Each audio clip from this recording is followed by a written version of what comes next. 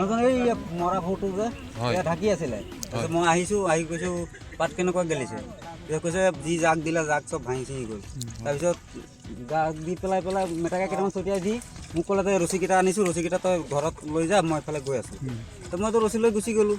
তাৰপিছত নবৌ ভাত লৈ আহিছে, মোক কৈছে যে তোৰ দাদা ক'ত গ'ল? মই বোলো সাঁতুৰি আছে। ইফালে আহি পেলাই চাইছে যে মানুহটো নাই। মোক কৈছে ঐ যাম, মানুহটো নাই দেখোন।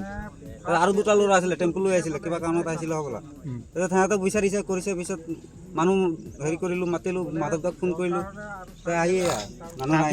তেতিয়াৰ পৰা পোৱাই নাই ন? নাই পোৱা নাই। আপুনি সাঁতুৰি থকা দেখিছিলে? অঁ সাঁতুৰি মানে মোক কৈছে সাঁতুৰি আছোঁ, মই ৰছী লৈ গুচি আহিলোঁ। কাৰণ এইটো মৰা নহয়, মই বাচি গৈ আছোঁ, তালৈ মই লক্ষ্য কৰা নাই। মৰা মহাবিলাক বিন্ধে, ৰছী টোপোলাটো লৈ মই গৈ আছোঁ।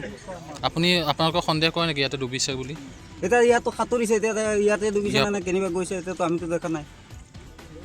সময়টো কিমান সময় দিছিলে? সময়টো 2:30 3টামান বাজিছে।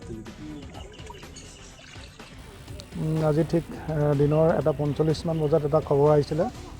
ভোমৰাগুৰি এইটো ভেকুলামাৰী পথাৰ, তাতে এটা পুখুৰী আছিলে, পুখুৰীটো ডাঙৰ দ আছিলে।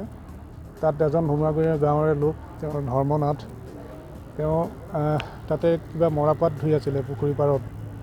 তাৰপিছত মৰাপাত ধোৱাৰ পিছত তেওঁলোকৰ ঘৰৰ পৰিয়াল আৰু ওচৰ চুবুৰীয়া সন্দেহ কৰিছে মানুহজন যিহেতু পুখুৰীৰ ওচৰৰ পৰাই নাইকিয়া হ'ল, আৰু সেইমতে আমাক জনোৱাত আমি আহিলোঁ। উলনি থানা ষ্টাফ আহিলে, SDRF আহিছে। অহাৰ পিছত তেওঁলোকে অভিযান চলাই আছে, SDRF অভিযান চলাই আছে, কিন্তু মানুহজন এতিয়ালৈকে পুখুৰীত পৰিছে নাই এইটো সন্দেহৰ আৱৰ্তত আছে। আৰু এতিয়ালৈকে কোনো তেনেকুৱা উদ্ধাৰ কাৰ্য চলি আছে, উদ্ধাৰ হোৱা নাই। মানুহজনৰ বয়স পৰিয়ালৰ লোকে কোৱা মতে 52 বছৰমান হৈছে। ভোমৰাগুৰি গাঁও।